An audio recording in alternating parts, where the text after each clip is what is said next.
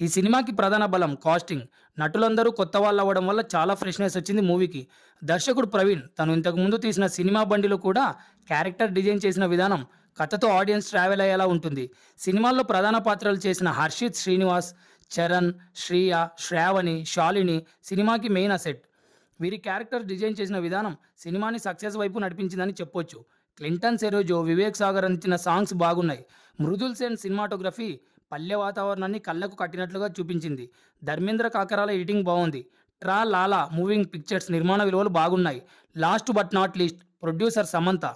సమంత ప్రొడ్యూసర్గా తన మొదటి సినిమా తెలుగులో తీయడమే చెప్పొచ్చు.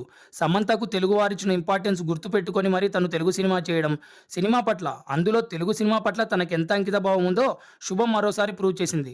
తొక్కలో లాజిక్లు పక్కన పెడితే 2 గంటలు నవ్వుతూ, అక్కడక్కడ ఎమోషన్ అవుతూ సినిమాని ఫ్యామిలీస్ బాగా ఎంజాయ్ చేస్తారు. Congratulations to Samantha Ruth Prabhu